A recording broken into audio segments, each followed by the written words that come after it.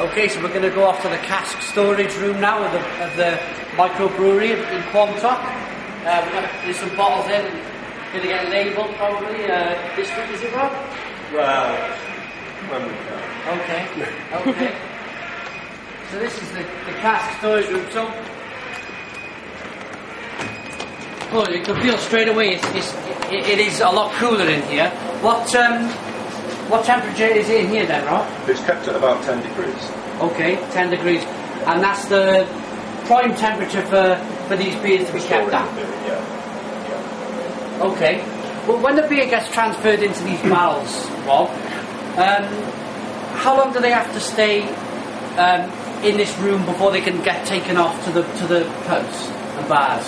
Well, normally a minimum of a week, probably a week to 2 weeks. Okay. There's an 8-week shelf life, typically on most of the beers, so we have to sell it within that period. I see. And when they get to the pubs, they get sent down down into the cellars. How long do they have to be underneath in the cellars before the beer can settle and get sold to the customers? But once the cask is on its stillage, it will settle clear within 24 hours. Okay. So, 24 hours to 48 hours, and the landlord will be Fantastic. So let's have a little look at the beers while we're here. We got Will's Neck, which I understand you've changed the recipe, Rob, yes, recently. I have, yeah. Will's Neck, we stopped brewing that during the winter months. That's when we brew Blasted Pheasant instead. I started brewing again around about Easter time, and I've altered the recipe. I've changed the hops on it, and it's a marked improvement. It's going down very well, actually. Fantastic. So we got the Sunraker, which we've reviewed on the channel. Very good beer. Yeah. Nice summer. We've had a really warm April this year, and it was great to be able to grab a nice beer, it just reflects summer. The bottle, the name, it just got a nice summer feel to it. Yeah, we have two types of casks. These are our casks. They are labelled at the Quantock Brewery. They're full of bounty. And then we also have these e-casks. These are what we use for sending orders out to wholesalers. Oh, right, yes. We basically pay a once-only fill charge for the e-cask, and then it gets sent out to the wholesaler, and then we just get it out. We don't have to recover the cask, and it saves our casks going up to the other end of the country, and we'll see them again for about 6 months or more.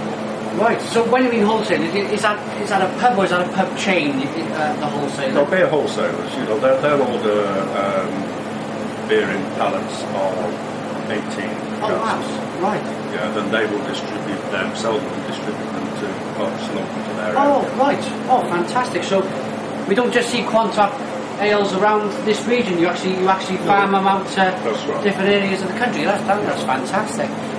Okay, so now we've got the Quantock Ale, 3.8% ABV. Every beer I'd like to stress, every beer that's brewed in Quantock Brewery is real ale. It's all real ales at the moment. There's a plan in the future to sell them. You're going to bottle them in a bottling factory where they're going to pasteurise the beer. Is it in the future?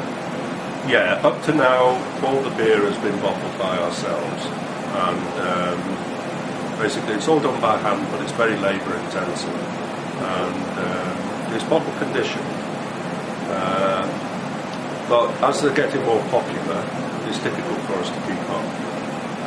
We're going to do a trial run with branded drinks, and they're going to do a batch of Sunraker, which is going to be filtered and pasteurised. Because although there's a market for bottle-conditioned beer, there's a market that doesn't want bottle-conditioned beer. They want clear beer. They don't want any separated bottles. So we're going to try that out and see how it goes. Are they the people, Rob, who grab a bottle of beer, they don't really read the label, they pour all the beer in? No, they just want to pour it out like that. They pour it out and it's cloudy where you're meant to leave the last 10 ml. Here's me talking, here's the man who normally pours it in anyway, but you're normally meant to leave the last 10 ml in the bottle. I think what we're saying is that if you pour the beer in and leave the last 10 ml, you can have a nice clear glass of beer. But if you pour the beer in, all of it, it's going to be slightly cloudy. And that's the reason why you're going to... Yeah. And another thing is, filtered and pasteurised beer you can put in the fridge and you can chill it right down. Ah, right. And it will still be clear. If you put a bottle of conditioned beer in the fridge, it will actually go cloudy. I see. Below a certain temperature, because the protein matter starts to precipitate out. There's nothing wrong with beer. Yeah. Once that bottle warms up again, it will go clear again. That's like a chemical reaction then? Well, it's protein matter that's still in the beer, and as the temperature drops, it tends to separate out from the beer. It makes it cloudy. That's why it says on the bottle that the optimum serving temperature is about 13 degrees. Yeah. If you chill it down too much, it will go cloudy. I actually like my beer straight off the counter, the kitchen counter. I always grab a bottle, and I never really cool beers. And, well, if you cool it too much, you lose the flavour. Yeah, absolutely. The one thing about real ale is flavour, isn't it? Fantastic, yeah. More flavour in real ale than it is fine wines, I see. Right, okay. So this is the Quantock Ale. We've seen the Sunraker. So, oh, look at this. This is your special UXB, the 9% beer, which you really didn't. For me, anyway, out of the bottle, you really didn't know that it was 9%. It was such a smooth through beer. I'm not just saying that because Rob's here. It was just a very, very good beer. Next up, Royal Stag. This is would you call it an American style IPA, or would you call it a classic English style IPA? Yeah. And that's 6% ABV. I mean, I would say an American style IPA is different to an English style. I mean, that's produced with to a traditional English recipe using English hops, whereas the American IPAs tend to be a bit stronger, more hoppy, more in your face than the classic English style. Okay, great. And that's another beer if you want to see on the show. Check out Royal Stag. Quantock Stout. Yeah, we haven't seen the Quantock Stout. This is your award-winning beer, gold medal in 2010. Yeah. And we just won in 2011. A month or so back, we won a bronze award in the cask ales. Stout. I'm sure we'll be able to try this out on cask later on today, which is I'm looking forward to. Other than that. Can I ask you, Rob, what this is? What this area is? Well, these are basically things like finings that we have to keep at a low temperature, otherwise they lose their effectiveness, and some cleaning materials, acetic acid, this kind of thing. So we just store it all in. Make sure that the brewery. Well, it is very clean here. Everything is. I haven't seen a speck of dust since I've been here. It's fantastic. Okay, thanks for now. Cheers.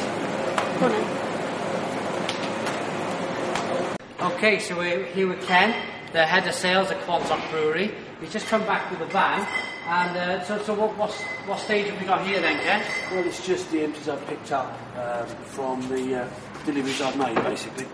Okay. So the deliveries I've done to the pubs or whatever. Yeah.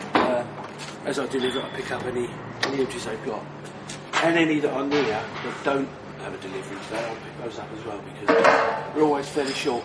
I see. Of empties. So then we take them off, log the numbers, which are there. Oh, yes, see. You just picked And that up, tells you that the beer's been drunk? Yep. Yeah. And enjoyed. Thankfully. And and that's the way we track where the empties are. So when I take them out, I'll write that number down on the sheet, and then when I bring them back, do the same thing, so we know exactly where each cask is at any given time. Okay. Which is used for 80 quid a throw. Okay, you need to know. Yeah, you need to know where. Yeah. So where are we putting them? Just here, before the cask washer.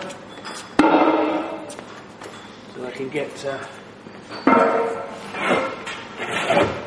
emptied out. The ullage noted. I've got your lunch in there. Right. Oh. Yeah, we'll do that. your lunch out for the dog. Right, so.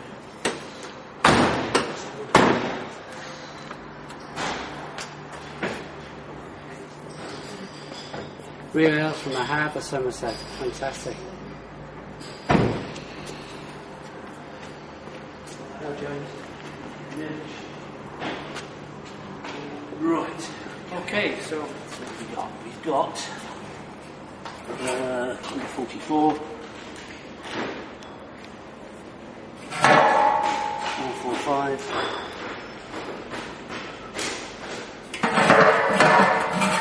73, 147, 15,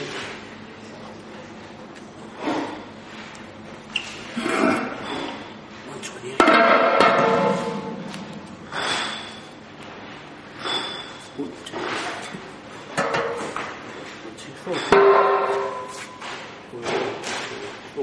124, that's it. So all that goes on your computer system? That goes on, yeah, I will show it. I'll enter that on the computer. And then what we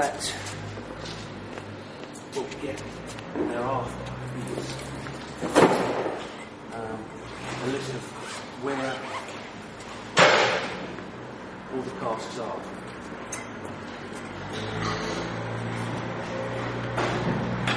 Classification, so we get that, which Rob's printed out for me today, which tells us where every cask is. I see. By number and the date it went out. Right. So that doesn't mean to say they're empties, that just means where I've delivered. So now I've got to go round and try and find, I mean, I know more or less where the empties will be. Crossways, he took those 4 last week, so there may be one there. But Cornubia, Bristol, he has 4 a week. So there's bound to be 4 there. I see. There were. Yeah. So that's the way we... And then if needs be, if Rob's really pushed, then I'll go and hunt them down, really. I see. Drive out all over. Yeah. Although the possibility nowadays, that isn't the easiest way to do it. No. So you've got a good system, really, to with them being £80 each. If the Americans are watching, that must be $110, I imagine, maybe even more. Probably more. So is that a full cask? No, that's what Like they cost. empty cask? That's what they cost to produce. So you need to know. You've got a good system. You need to know where they are. So you've got to it's track them. for cost effectiveness for the business. And that's stainless steel. Everybody knows what I'm doing. Yeah. But that was they were £80 when we bought those 3 years ago. Wow. So, you don't know what they are now. So, The price yeah. of steel and everything else gone So up. they could be 90, 95 easy. So will we be seeing you at some of the pubs later on to You certainly review some will. of the beers? Yes, I expect I'll go and pick up Robbie. Am I picking Robbie up? Oh, okay. Okay. So I'm not going to rush off. Thank you very much. Cheers.